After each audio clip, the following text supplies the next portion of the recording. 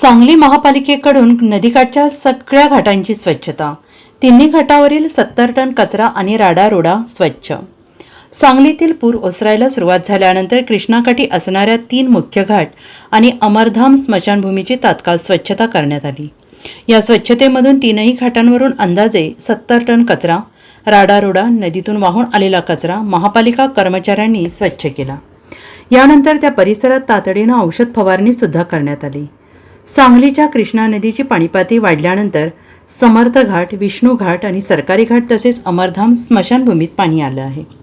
तब्बल 12 ते 14 दिवस हे पाणी साचून राहिल्याने मोठ्या प्रमाणात राडारोडा आणि नदीच्या प्रवाहातून वाहून आलेला कचरा संकलित झाला होता. कृष्णा नदीची पाणीपातळी कमी व्हायला सुरुवात होताच महापालिकेचे आयुक्त शुभम गुप्ता, अतिरिक्त आयुक्त रविकांत अडसूळ, उपायुक्त वैभव साबळे, शिल्पा दरेकर यांच्या मार्गदर्शनाखाली आरोग्य अधिकारी डॉक्टर रवींद्र ताटे, वरिष्ठ स्वच्छता निरीक्षक युनुस बारगीर यांच्यासह स्वच्छता निरीक्षक आणि 200 कर्मचाऱ्यांच्या माध्यमातून 3ही घाट आणि अमरधाम स्मशानभूमीची स्वच्छता करण्यात आली.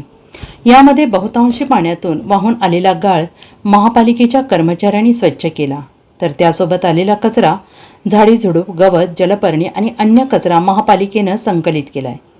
आज एका दिवसात 3ही घाट आणि अमरधाम स्मशानभूमीतून 70 टन राडारोडा स्वच्छ करीत कचऱ्याचं संकलन करण्यात आलं. याचबरोबर त्या सराव ठिकाणी औषध फवारणी विभागाचे स्वच्छता निरीक्षक याकूब मद्रासी यांच्या माध्यमातून औषध फवारणी करण्यात आली, अशी माहिती वैद्यकीय आरोग्य अधिकारी डॉक्टर रवींद्र ताटे यांनी दिली आहे. सांगली, मिरज आणि कुपवाड शहर महानगरपालिकेच्या वतीने पाण्याची पातळी आता कालपासून कमी होण्यास सुरुवात झाली. काल साधारण आम्ही 20 टन कचरा आम्ही स्वच्छ केला. आज पाण्याची खूपच पातळी कमी झाल्यानंतर साधारण आज आम्ही 70 टन कचरा, त्याचप्रमाणे गाळ असेल, जलपर्णी असेल किंवा पाण्याशी निगडीत जे काही कचरा आहे तो आम्ही स्वच्छ करण्याचे काम महापालिका प्रशासनाने माननीय आयुक्त साहेब शुभम गुप्ता साहेब, त्याचप्रमाणे अतिरिक्त आयुक्त अडसूळ सर, उपायुक्त साबळे सर, उपायुक्त दरेकर मॅडम यांच्या मार्गदर्शनाखाली करण्यात आला. यामध्ये प्रामुख्याने आयुक्त साहेबांच्या मार्गदर्शनाखाली स्प्रेइंग युनिट्स असतील, त्याचप्रमाणे भागामध्ये पावडर स्प्रेइंग असेल, ज्या भागामध्ये काही आजारी रुग्ण असेल त्या ठिकाणी सर्वे करण्याचे काम महापालिका प्रशासनामार्फत सुरू आहे.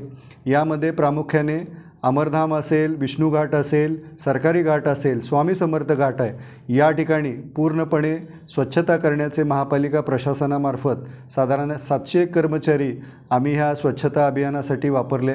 युद्धपातळीवरती ही स्वच्छता सुरू आहे, त्याचप्रमाणे स्प्रेइंग सुरू आहे.